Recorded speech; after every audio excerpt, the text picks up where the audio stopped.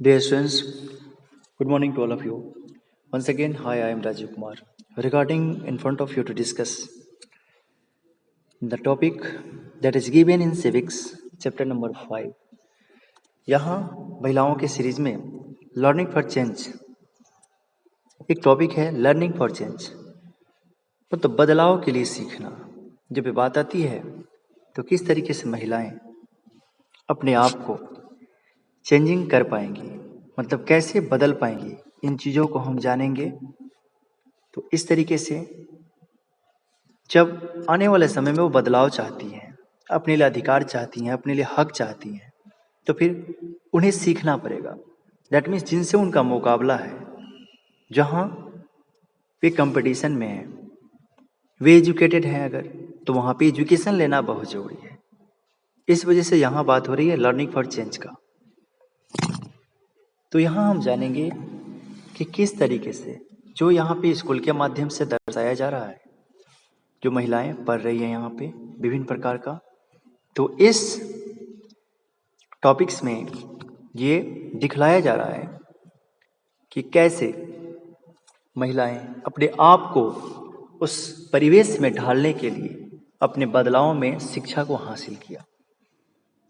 जो married person, married female जो educated नहीं थी, उन्होंने कैसे एजुकेशन को हासिल किया, उस इम्पोर्टेंस टाइम अपने बच्चों की देखभाल करते हुए, अपने फैमिली में एल्डर्स पर्सन की देखभाल करते हुए, फैमिली मेंबर्स की देखभाल करते हुए, उसके साथ साथ कैसे उन्होंने शिक्षा को ग्रहण किया, उन्हें कौन कौन सी कठिनाइयाँ आई, इसके बारे में यहाँ एक्सप्लेन किया जाएगा। Going to school is an extremely important part of your life. जहाँ बताया जाता है गोइंग टू स्कूल, विद्यालय को जाना, is an extremely important part of your life, जो कि बहुत ही महत्वपूर्ण भाग है आपके जीवन का। As more and more children enter school every year, जैसे कि ज़्यादा से ज़्यादा बच्चे विद्यालय को जाते हैं प्रत्येक साल। We begin to think that is normal for all children to go to school. हम जहाँ एक तरफ सोचते हैं कि एक सामान्य प्रक्रिया है सारे बच्चों के लिए जो चिल्ड्रेन गो टू स्कूल, विद्यालय को जाते हैं। Today it is difficult for us to imagine that school and learning could be seen as out of bounds।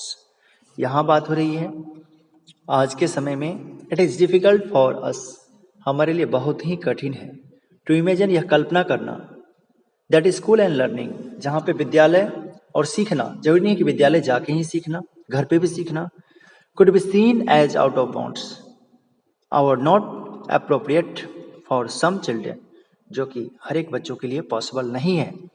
But in the past, लेकिन प्रीवियस इतिहास के द्वारा हम ये जानते हैं, बीते क्षणों के द्वारा, और हम यह समझने की कोशिश करते हैं, the skill of reading and writing was known to only a few.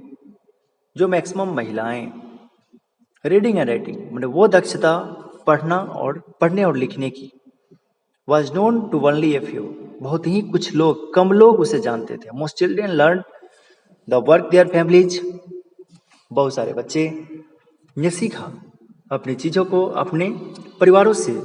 Our elders did, जो उनके बड़े करते थे उस अनुसार से उनके नक्शे कदम पे चल के। For girls the situation was worse, but वहाँ पे लड़कियों के लिए स्थिति बहुत ही बद से बदतर थी। In communities that taught sons to read and write, जहाँ उस समुदाय में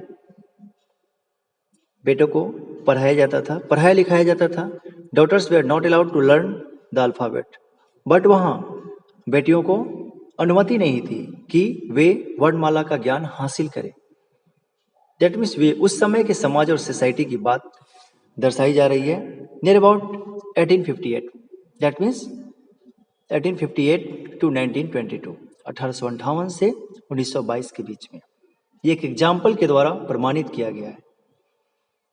even in families where skills like pottery, weaving and craft were taught, the contribution of daughters and women was only seen as supportive. जहाँ उस समय सिलाई बिनाई, pottery, ये सब चीज हम अलग प्रकार की कला लड़कियों को सिखलाई जाती थी, जिसमें महिलाओं का सपोर्ट देखा जाता था।